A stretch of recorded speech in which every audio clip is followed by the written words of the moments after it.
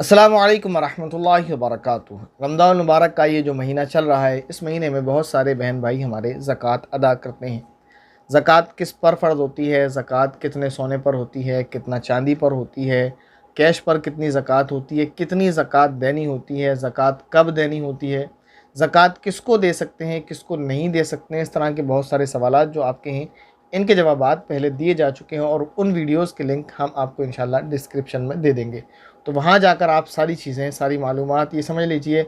ज़कात को लेकर एक फ़ाइल मान लेते हैं आप, उन चंद वीडियोज़ को जो हमने आपको देंगे, तो वो एक फ़ाइल की तरह है। आपको उसमें ज़कात से रिलेटेड हर सवाल का जवाब इंशाल्लाह मिल जाएगा। नहीं अगर आपको मिले तो आप कमेंट करें, उसके लिए हम बैठे हुए हैं। लेकिन आज हम आपको बताएंगे चंद ऐसी चीज़ें जिन पर ज़कात नहीं होती, चाहे उसकी कीमत कितनी ही क्यों ना हो। जैसे सोना है, अगर वो 7.5 तोला सोना हो तो उस पर ज़कात होती है। चांदी है 52.5 तोला हो तो उस पर ज़कात होती है।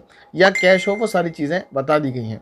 लेकिन हम आपको बताएंगे एक ऐसी चीज़, मान लेते हैं सोना है, तो वो चाहे कितना ही क्यों ना हो उस पर ज़कात नहीं होगी। सोना नहीं है, वो क्या चीज़ें हम आपको बताएंगे।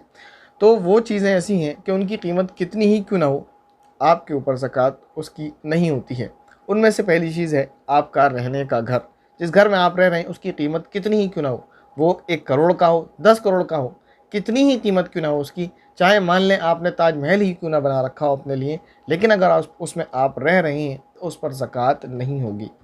दूसरी चीज़ है किराए पर उठाए हुए मकानात। इस बारे में लोगों में बड़ी गलतफहमी है।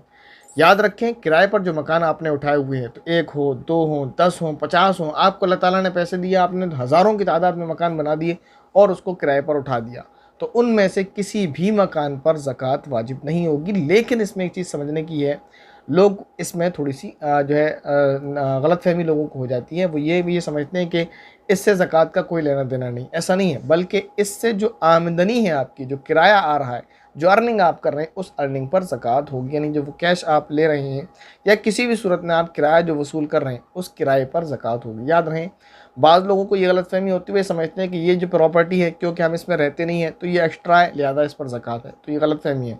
वो जितने भी मकान आते हैं उन पर ज़कात नहीं। फिर कुछ लोगों को ये गलतफ़हमी, वो ये समझते हैं ये मकान और ये किराया किसी पर ज़कात नहीं, ये भी गलत है। मकान पर नहीं है, उसके किराए पर है। तीसरी चीज़ है आपके इस्तेमाल के कपड़े। जो कपड़े आप पहन रहे हैं, वो कपड़े आपके पास चाहे कितने ही क्यों ना हो, चाहे कितनी ही महंगी कीमत के क्यों ना हो, वो कपड़े हैं, चादर हैं, आपके ओढ़ने बिछोने, जो भी चीज़ है XYZ, उसमें से किसी पर भी ज़कात नहीं है।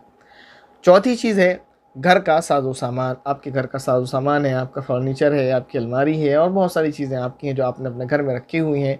आपका डाइनिंग टेबल है, बहुत सारी चीज़ें, इनमें से किसी पर भी ज़कात नहीं है।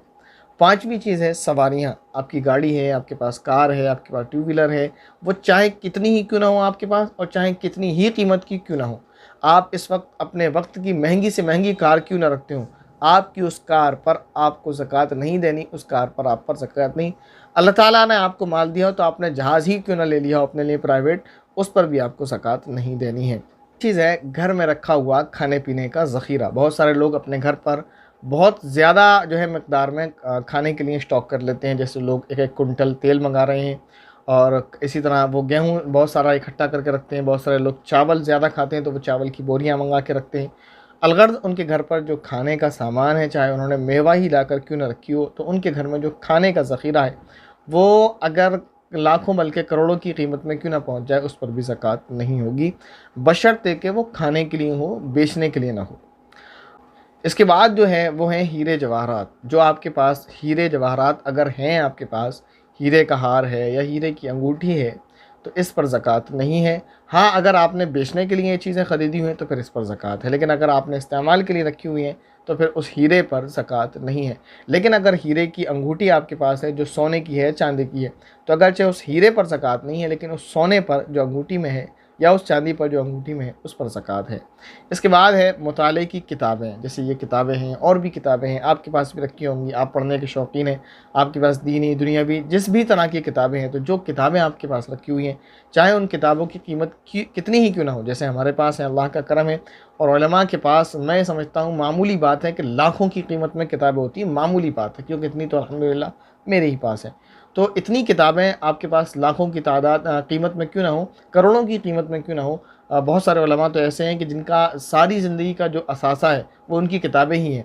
तो किताबें जो आपने रखी हुई हैं आपके मुताले के लिए, ये बेचने के लिए ना हो, पढ़ने के लिए हो, तो पढ़ने पढ़ाने के लिए, तो उस पर ज़कात नहीं, उसकी कीमत ख़्वाह कितनी ही क्यों ना हो। इसके अलावा एक और चीज़ है, वो है सनअतकारों के औज़ार और मशीनें, कारखाने, फैक्ट्रीज़, किराए पर चलने वाली बसें और ट्रक, और काश्तकार यानी किसान हज़रात के ट्रैक्टर और आलात ज़राअत वग़ैरह। यानी आप जो भी काम कर रहे हैं, मिसाल के तौर पर आप राज मिस्त्री हैं, तो आपकी कन्नी, आपकी वो मशीन जिससे आप पत्थर काटते हैं, इसमें ज़कात नहीं। आप बढ़ई हैं, तो आपकी जो मशीन जिससे आप लकड़ी काटते हैं, आपका हथौड़ा और आपके दूसरे औज़ार, उस पर नहीं। आप किसान हैं, तो आपका जो ट्रैक्टर है और जो मशीनें आपके पास दूसरी हैं खेती बाड़ी की, उस पर ज़कात नहीं।